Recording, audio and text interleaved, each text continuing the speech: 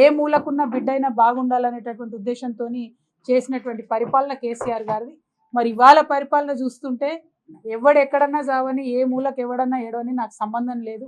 నేను మాత్రం 14 నెలల్లో 30 సార్లు ఢిల్లీకి పోతా మళ్ళీ వస్తా, గల్లీకి రాగానే కేసీఆర్ని తిడతా, ఢిల్లీకి పోతా, కాంగ్రెస్ వాళ్ళ కాలు పట్టుకుంటా అనే చందంగా ఇవాళ ముఖ్యమంత్రి గారి పరిపాలన నడుస్తుంది తప్పితే ఒక కన్సర్న్ కానీ, ఉద్యోగాలు రానటువంటి పిల్లల పట్ల ఆలోచన కానీ, విషాహారం దీన్ని హాస్టళ్లలో చనిపోతున్నటువంటి వాళ్ళ పట్ల, ఆ పిల్లల పట్ల రివ్యూ కానీ, ఏ ఒక్క అంశం మీద కూడా ముఖ్యమంత్రి గారు కొంత ఆర్ద్రత పరిపాలన వల్ల జరుగుతలేదు.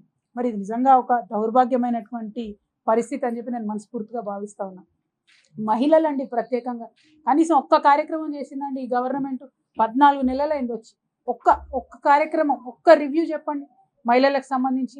ఏదైనా ప్రసూతి కేంద్రాల మీద రివ్యూ చేసిండ్రా, అంగన్వాడీ కేంద్రాల మీద రివ్యూ చేసిండ్రా, లేకపోతే ఏదైనా హాస్పిటల్ విజిట్ చేసి ఎక్కడన్నా చూసిండ్రా, మహిళలకు ఇస్తామన్నటువంటి ఏమన్నా 2500 ఇచ్చిండ్రా, ఆడపిల్లలకి ఇస్తామన్న స్కూటీలు ఇచ్చిండ్రా?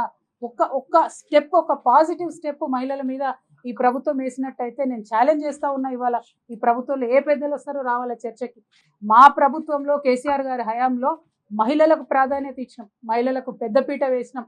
డబుల్ బెడ్రూమ్ ఇల్లు ఇస్తే ఆడబిడ్డ పేరు మీద ఇవ్వాల, ఇంట్లో పెన్షన్ ఇస్తే అవ్వ పేరు మీద ఇవ్వాల.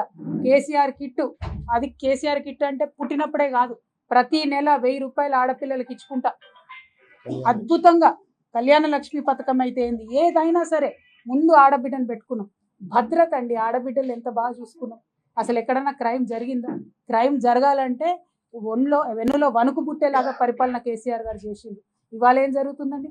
20% క్రైమ్ పెరిగింది 14 నెలలలో. అంటే ఇవాళ ఒక ఆడబిడ్డ ఎక్కడన్నా తెలంగాణలో నేను బాగున్నా, భద్రంగా ఉన్నా అనే పరిస్థితి ఉన్నదా? శివారు ప్రాంతాలలో దొంగల భయం లేకుండా ఉన్న ఊరు ఉన్నదా తెలంగాణలో? ఇవాళ ఒక్కసారి ఆలోచన చేసుకోవాలి. మత కల్లోలాలు లేని ప్రాంతం ఉన్నదా తెలంగాణలో? ఇవాళ 14 నెలలు అయితే నెలకొక మత కల్లోలం అవుతుందానండి? ఇదేమైనా వరల్డ్ రికార్డ్ చేద్దాం అనుకుంటున్నారా మత కల్లోలలో? అంటే ఎందుకు ఈ మాటలన్నీ చెప్తా ఉన్నాం అంటే బాధతో. తెలంగాణ ఉట్టిగా రాలే. ఇగో ఇక్కడ కూర్చున్నాం మేమందరం, పేగులు దిగేదాకా కొట్లాడితే వచ్చింది తెలంగాణ. ఏదో టైంపాస్ చేస్తానో, ఢిల్లీకి 100 సార్లు పోయేస్తేనే రాలే. మరి తెచ్చినటువంటి తెలంగాణను కనీసం మీరు కాపాడుకోలేకపోతే ఎందుకోసం మీరు అధికారంలో ఉన్నట్టు? ఎవరి కోసం అధికారంలో ఉన్నట్టు? మీ ప్రాధాన్యత లేని ఇవాళ ఎస్టీల కోసం ఏమైనా చేసిరా చెప్పుని? ఒక్క ప్రత్యేక కార్యక్రమం చేసిందా? మేము తండాలను గ్రామ పంచాయతీలుగా చేస్తామని చెప్పినాం. 3000 పైచీలకు తండాలను గ్రామ పంచాయతీలుగా చేసినాం. ఇవాళ ఒక్క కార్యక్రమం ఎత్తి చూపించండి ఎస్టీ బిడ్డల కోసం ఏముందో. అదే ఎస్టీ తండాలో కళ్యాణ లక్ష్మి పుట్టిందని సగర్వంగా చెప్పుకొని మేము లక్షలాది మంది ఆడబిడ్డల ఇల్లు నిలబెట్టినాం. ఇవాళ ఈ ప్రభుత్వం ఏం చేసిందండి? ఎస్సీల కోసం ఏమైనా చేసిందా? కనీసం మాట్లాడుతున్నారు ఎస్సీ వర్గీకరణ చేస్తాం, ఇది చేస్తాం, అది చేస్తామని.